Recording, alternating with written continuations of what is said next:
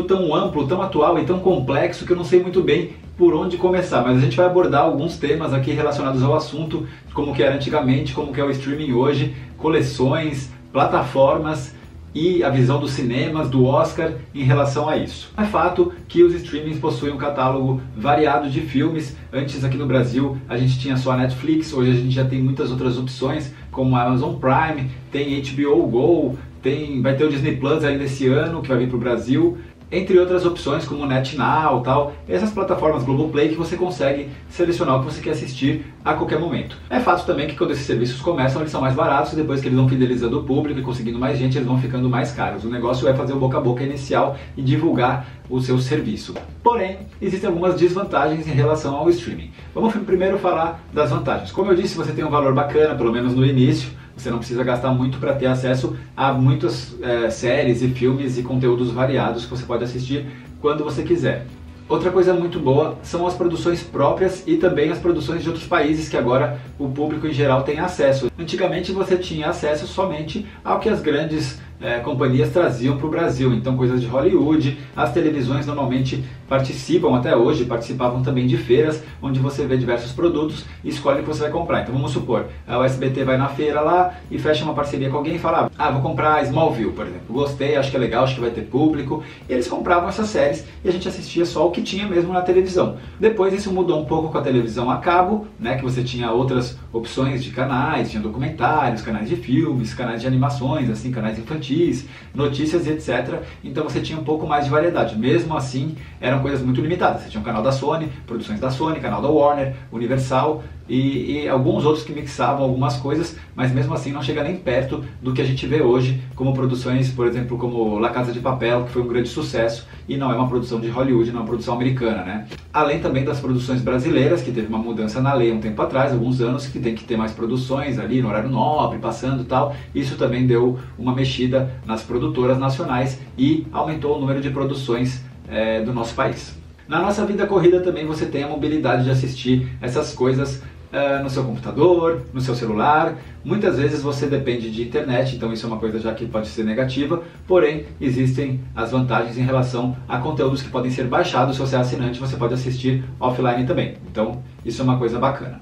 Bom, eu como colecionador defendo a mídia física e agora eu vou falar por quê, tá? Apesar de você ter a vantagem de assistir quando você quiser e o que você quiser e ter mais amplitude no seu catálogo de opções para ver as coisas que você quer, existem filmes que não estão nessas plataformas. Existem contratos que são feitos, como por exemplo a Netflix faz um contrato com a Warner, aí eles conseguiram colocar Harry Potter, mas Harry Potter vai ficar por 2 anos, por exemplo. Então, passaram esses 2 anos, Harry Potter sai da Netflix, assim como as séries. Então você não consegue ter e rever o que você quer assistir. Até é bacana falar que no blog do JC, não sei se vocês conhecem, um grande colecionador e lutador pela mídia física, pelas coleções, pelos lançamentos de mídia física no Brasil, tem feito umas postagens falando de alguns filmes que não estão presentes na Netflix. E ele citou, por exemplo, essa semana, O Resgate do Soldado Ryan, V de Vingança, Lincoln, Independence Day. Então são filmes muito clássicos, muito icônicos que você não consegue assistir na Netflix. Lógico que a gente está falando aqui da Netflix, tem a Amazon, tem outras plataformas também, mas tem muitos filmes que você não encontra em lugar nenhum. Tem uma série que eu adoro muito, que chama One Tree Hill, Lances da Vida no Brasil, que eu acho uma das melhores séries já feitas, que você não encontra. Eu queria indicar muito, vou fazer vídeo especial, já fui nas locações e tudo mais, vou fazer um vídeo para colocar aqui no canal, para quem não conhece, conhecer, e para quem conhece, matar saudades, mas eu não consigo nem indicar, porque só vai conseguir ver quem tem os DVDs. Então, as coisas que você tem em mídia física, guarde com carinho. Tem séries completas ali que você pode ter, guardadas, que você ama, que pode ser que um dia você não consiga mais assistir. Outra desvantagem do streaming é que pode rolar uma censura aí. Quem sabe o que estão querendo colocar pra gente assistir, se não estão privando a gente de ver alguma coisa. Às vezes você entra no catálogo, se você não souber o que pode não estar ali, você vai simplesmente escolher o que está ali e assistir. Mas tem muitas obras de arte, como esses filmes famosos que a gente falou, e podem ter obras controversas, obras que têm alguma mensagem que de repente não é importante para as grandes empresas, as pessoas que têm poder e controlam a imprensa, o governo, essas coisas no mundo, pode ser que privem a gente de ver algumas coisas, como antigamente queimavam livros para você não ter acesso à informação. Existem coisas que podem ser tiradas da gente, então se você não tem a sua mídia física ali, o seu DVD para assistir, você pode nunca mais ver. Então a minha coleção, por exemplo, a coleção dos colecionadores, podem ser um favor à cultura e à informação no futuro ou hoje mesmo. Além do catálogo mudar, também outra coisa que não é vantajosa para quem gosta de saber mais sobre o que está assistindo são os conteúdos extras. Você não tem acesso, por exemplo, a making off, são raros os produtos que disponibilizam alguma informação a mais sobre o que você está assistindo. Então quando você tem um DVD, um Blu-ray, você normalmente tem entrevista com os atores, tem os bastidores, como foi feito, documentários, às vezes coisas mostrando as situações reais em que aquele produto foi inspirado, você tem clipes de música, tem todo um universo ali que você pode explorar se você é fã daquele filme, daquela série. Agora falando um pouco da experiência, o que a gente perde com o streaming? Antigamente, quando eu assistia séries, por exemplo, nos anos 90, eu podia ver toda segunda-feira passava uma série, toda terça-feira passava outra, passava um episódio por semana, então as pessoas que assistiam estavam curtindo juntos aquilo, eles assistiam juntos, sabiam que às 9 horas da noite ia passar tal série, e aí eles sentavam, assistiam e depois ficavam comentando, nossa, o que vai acontecer no próximo episódio e tal.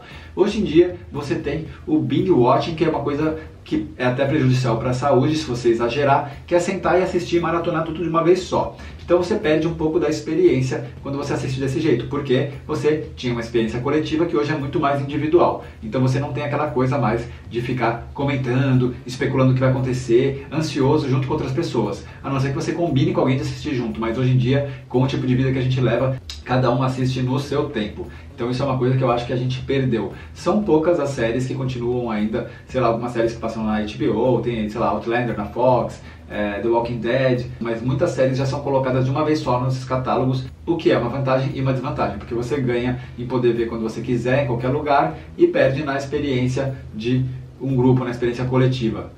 Falando em experiência coletiva, também tem uma questão muito importante sobre o streaming e o cinema. Antigamente, os atores de Hollywood faziam filmes de Hollywood, os atores de TV eram atores de TV, essas coisas não se misturavam. Hoje em dia, você vê um movimento inverso, muitos atores de Hollywood estão fazendo séries, estão mudando para plataforma de seriados, plataforma de streaming e etc. Era uma coisa que não acontecia antigamente. Poucos atores vinham de séries e iam parar em Hollywood, mas normalmente era tudo muito mais separado. E hoje existe aí também um conflito entre as premiações, por exemplo, o Oscar ficar colocando coisas da Netflix, como esse ano a gente teve o Irlandês, História de Casamento, lá concorrendo, né, com os filmes, e aí os filmes para estarem no Oscar têm que estrear no cinema. Então essas plataformas como a Netflix pegam o filme, colocam por uma semana, se não me engano, são 7 dias que tem que ficar em cartaz, alguma coisa assim, ou 2 semanas, e nos Estados Unidos em determinado período, né, de, sei lá, vamos supor, de fevereiro até agosto, o filme tem que estar no cinema e tal. Então eles colocam só para poder concorrer no Oscar. Só que existe o M para seriados, para conteúdos para televisão. Então tem alguns diretores que não gostam muito, desaprovam essa invasão do streaming no Oscar, porque são produtos feitos com um formato televisivo e não produtos para o cinema. Então tem esse conflito muito grande também acontecendo. Tem um cara chamado Sean Parker, ele foi um dos responsáveis pelo Napster antigamente, que foi, se eu não me engano, foi o primeiro programa que permitia que você baixasse coisas da internet. Esse cara criou um projeto chamado Screening Room, que é um projeto que permite que o filme estreie no cinema e você possa assistir na sua casa no mesmo dia. Está causando muita polêmica já tem algum tempo, né? Alguns diretores são a favor, outros são contra. Justamente por isso que eu falei, muitos diretores acreditam que você vai perder a experiência de ir ao cinema, que o cinema é essencial para o mercado. Esse Screening Room seria algo do tipo, você assina e você paga um tanto para instalar um aparelhinho na sua casa, que não permite a pirataria, e depois você paga também pelos conteúdos que você está comprando. O Steven Spielberg, o Martin Scorsese, o Peter Jackson, o J.J. Abrams, por exemplo, são a favor, e tem alguns diretores que já publicamente se posicionaram contra, como por exemplo o Christopher Nolan e também o James Cameron. Então existe essa briga ali também sobre você matar a experiência cinematográfica. Fato é que o cinema tem perdido muito financeiramente nos últimos anos.